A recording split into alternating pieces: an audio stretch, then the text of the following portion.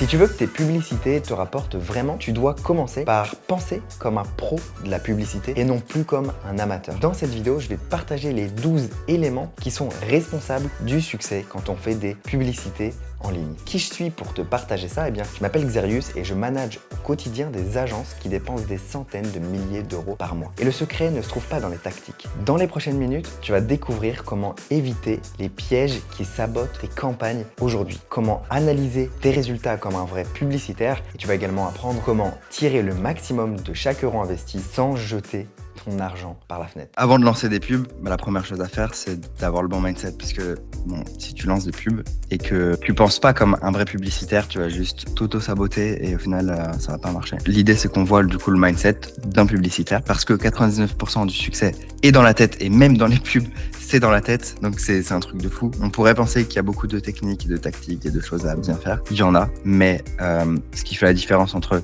quelqu'un qui fait mal les choses et qui a du succès et quelqu'un qui fait bien les choses et qui a pas de succès, genre c'est 100% du mindset. Le but de la pub, c'est de multiplier l'argent. C'est pas de faire de l'argent, c'est de le multiplier. Et le multiplier, du coup, le plus vite possible, parce qu'on a investi notre argent. Donc, on veut le récupérer très vite, tout en restant cool et zen, et tout en ne spammant pas les gens et en leur disant achète, achète, achète, achète. Le plus important, du coup, dans cette idée-là, c'est le ROAS. ROAS, ça veut dire Return on Ad Spend.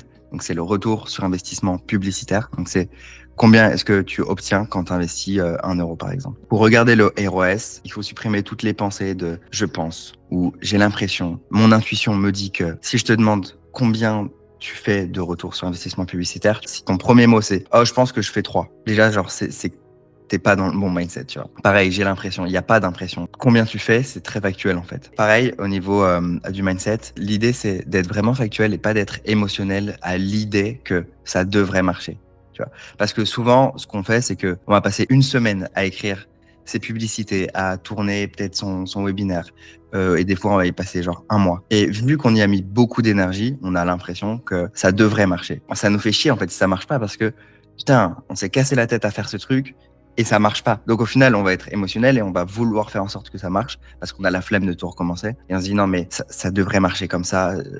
Et c'est là où on commence à prendre des mauvaises décisions parce qu'on est émotionnel. Donc il n'y a pas de devrait, il n'y a pas de ça pourrait. C'est est-ce que ça marche ou est-ce que ça marche pas. Point barre. C'est un jeu mathématique.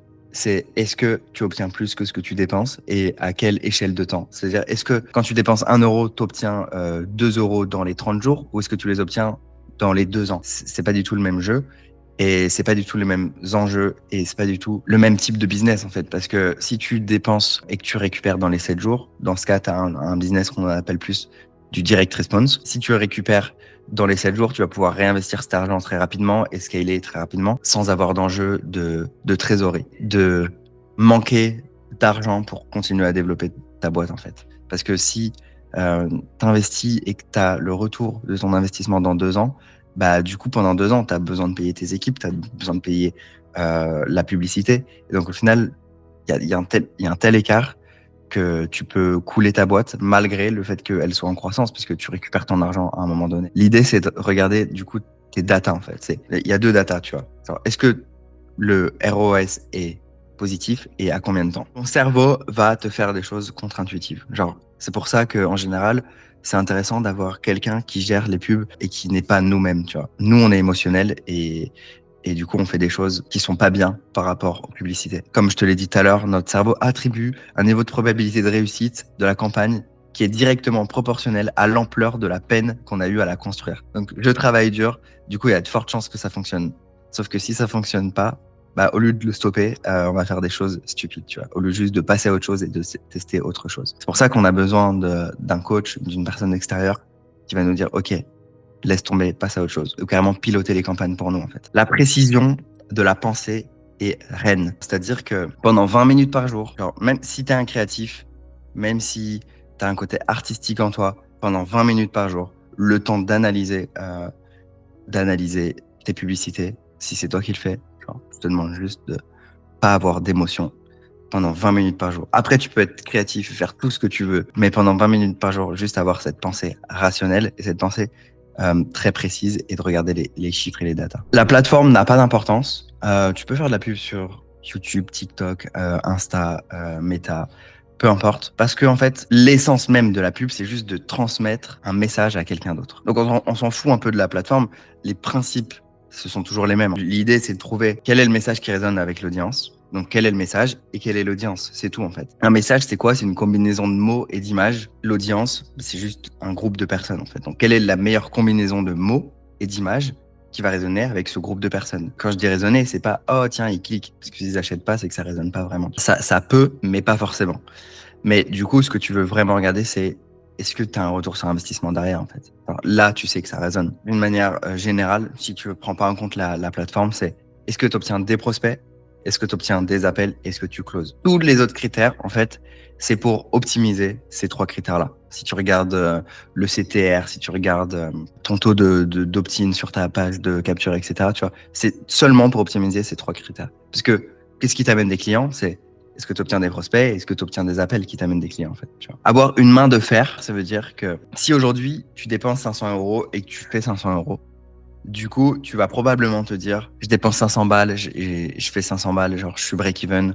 Du coup, en 30 jours, je gagne pas d'argent, tu vois. T'es au seuil de rentabilité, t'as rien gagné, t'as rien perdu, tu vois. En revanche, si tu dépenses 500 € et que tu gagnes dans la même journée 1000 €, tu vas te dire quoi? Tu vas te dire, ça y est, je suis millionnaire, en fait, tu vois. Genre, je suis libre financièrement, je sais gagner de l'argent, je dépense 500 balles, il y a 1000 € qui reviennent, tous les jours, je fais 500 €. C'est bon, c'est fini, j'ai mon business. On va probablement se dire ça. Sauf que la réalité, c'est que tout ça, c'est juste à un instant T et que l'instant T, ça veut rien dire, en fait. Donc, du coup, toujours regarder ces stats avec une période, à une échelle de temps de 3, 4, 7 jours et une moyenne pour pouvoir regarder une tendance et pas regarder à un instant T, genre. Parce que sinon, vraiment, notre cerveau, il prend l'instant T, il le projette dans le temps et il va croire que ça va être comme ça tous les jours, en fait. Donc, pour éviter ça, c'est important de comprendre déjà que un instant T, c'est juste un instant T.